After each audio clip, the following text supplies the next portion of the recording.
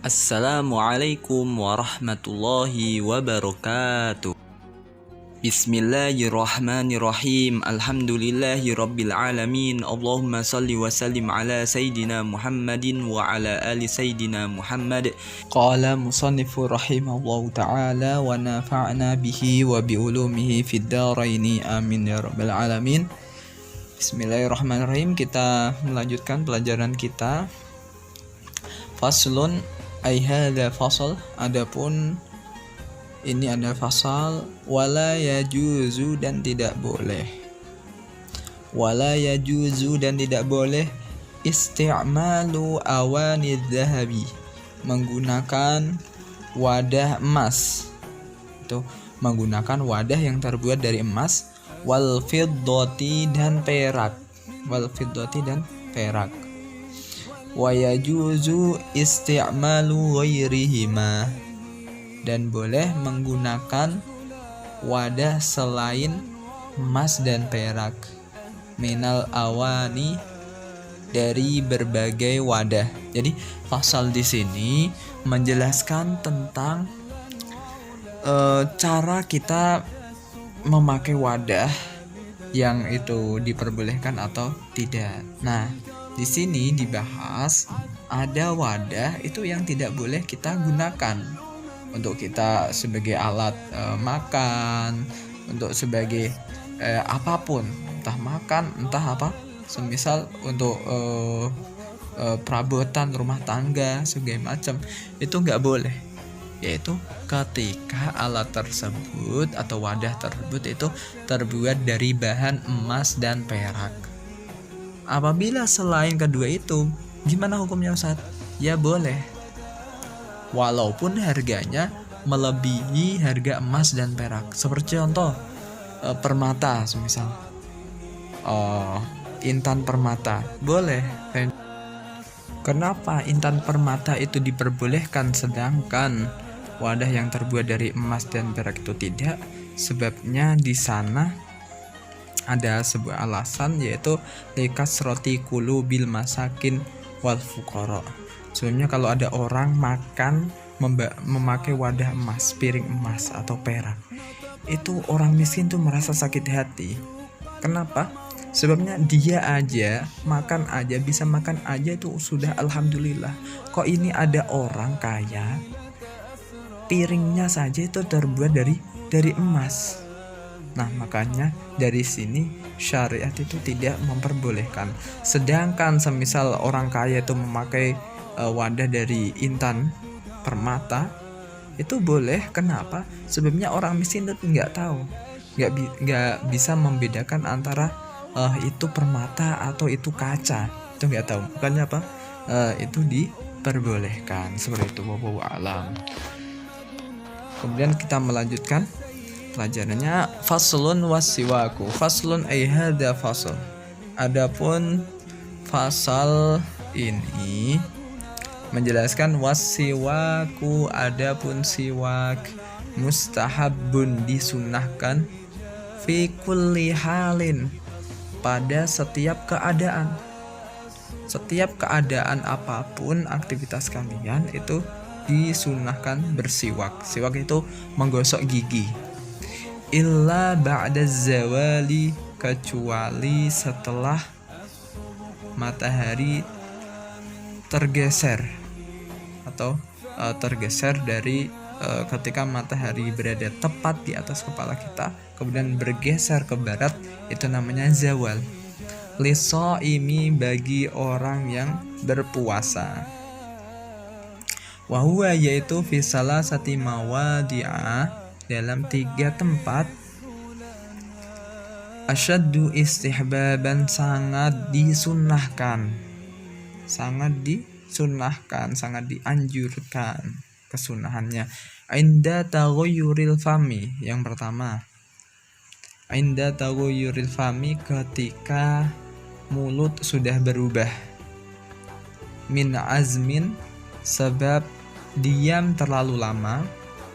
Wa ghairi, dan yang lain. Yang kedua, wa indal qiyami, dan ketika bangun minan naumi, dari tidur, ketika bangun tidur. Yang ketiga, wa indal qiyami, dan ketika mau melaksanakan ilas sholati, ke sholat, ketika kita mau menjalankan sholat. Nah, di sini siwak, artinya siwak itu kita bergosok gigi di dalam Islam itu disunahkan setiap saat dan setiap keadaan, itu disunahkan terusnya, sunnah. Nah, namun ada yang tidak disunatkan, itu bagi siapa? Bagi orang yang berpuasa pada saat sudah mulai waktu zuhur. Nah, ba'da zawal itu setelah zuhur. Zawal itu matahari bergeser ke barat setelah matahari tepat di waktu istiwa, atau tepat matahari di atas kepala kita. Nah, ketika geser ke barat sedikit, itu namanya waktu zawal atau waktu zuhur. Oke.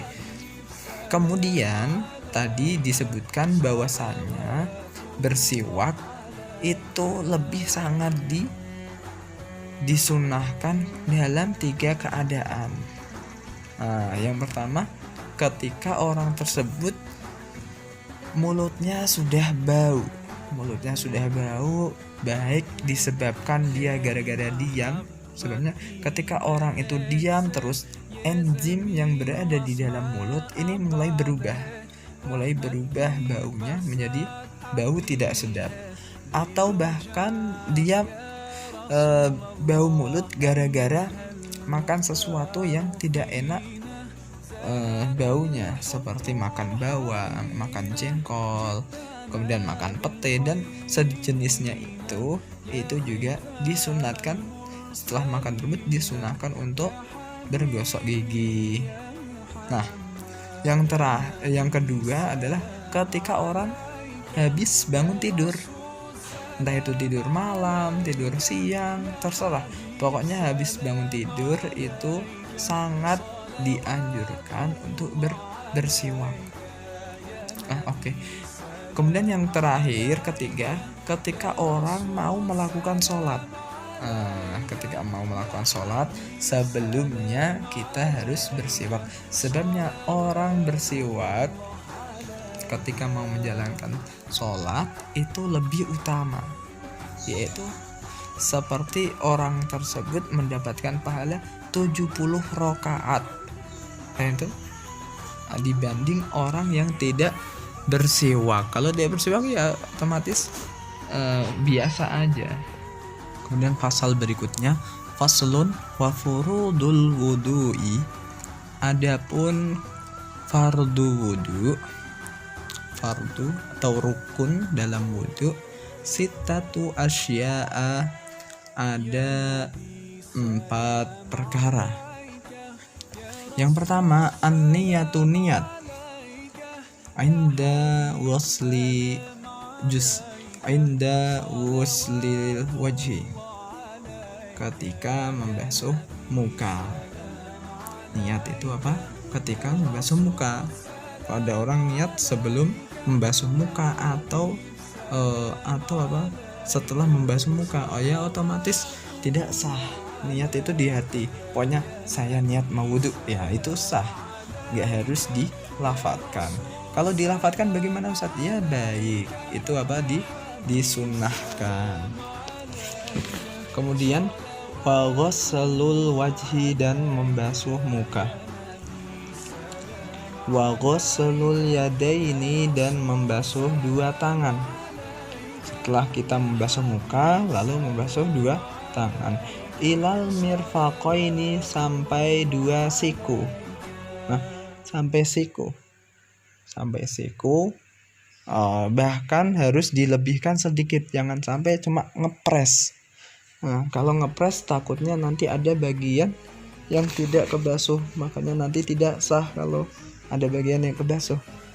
Kemudian wa mashu ba'di ra'si, dan mengusap sebagian kepala.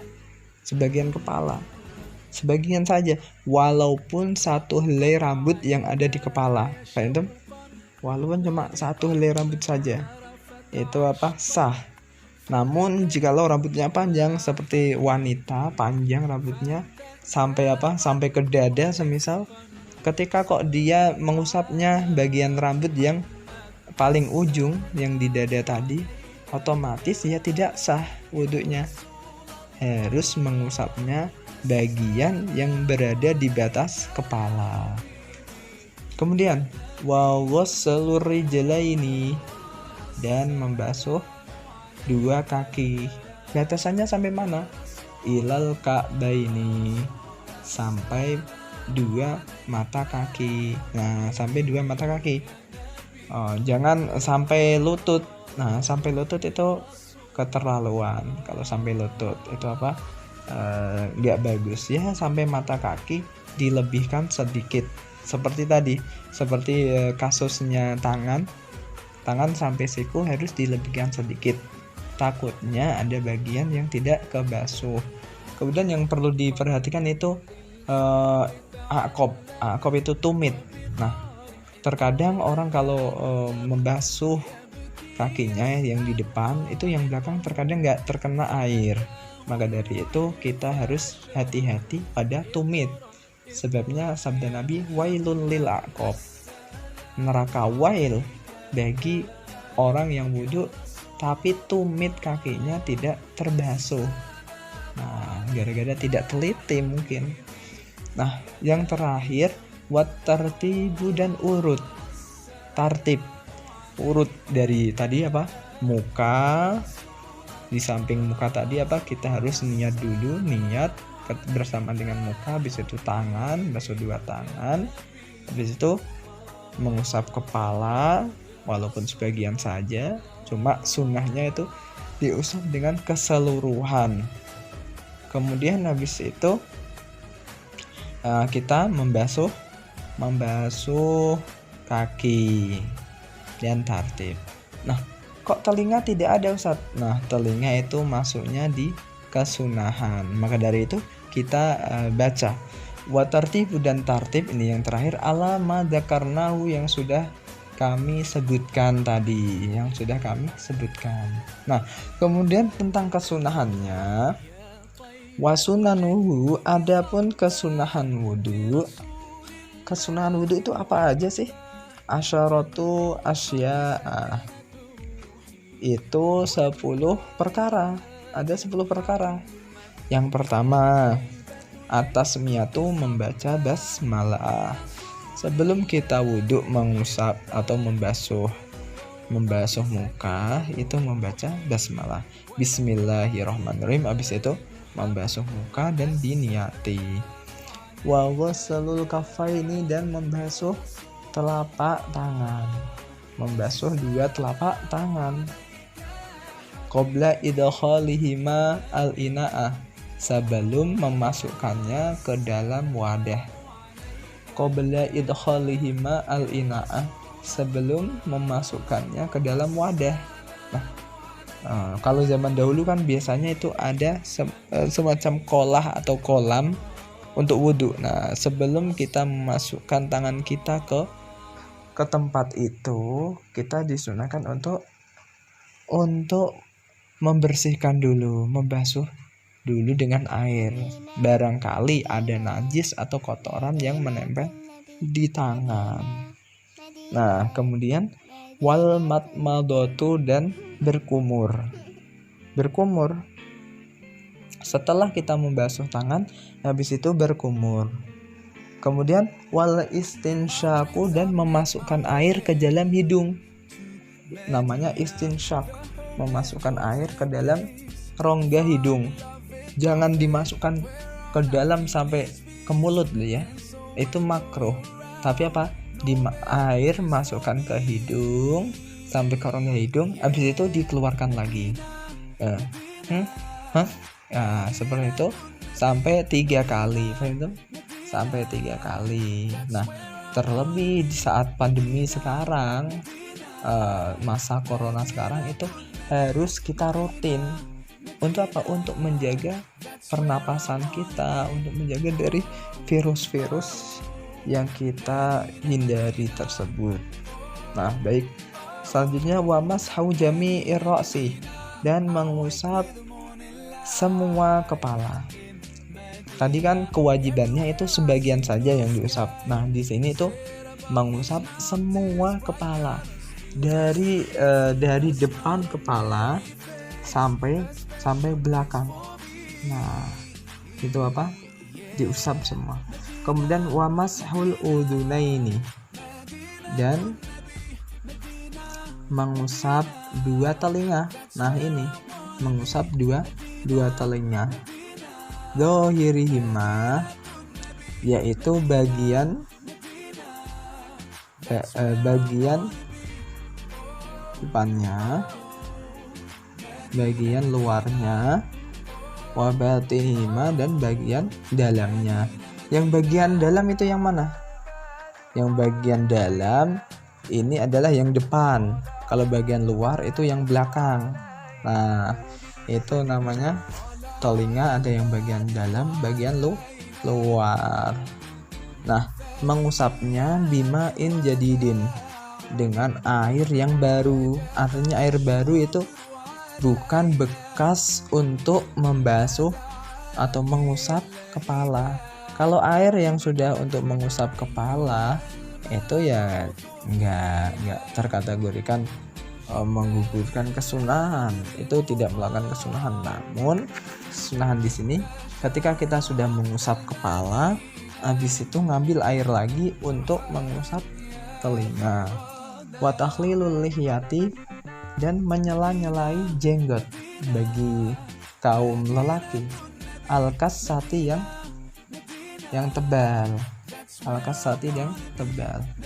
Wa takhlilu asabi'il yadaini, dan menyela-nyelai jari dua tangan, jari kedua tangan. Warijlaini, dan jari kaki. Harus disela-selain, harus dibasuh biar biar bersih, biar bersih, terhindar dari kotoran. Kemudian wa taqdimul yumna, mendahulukan yang kanan, alal yusra, mengakhirkan yang kiri.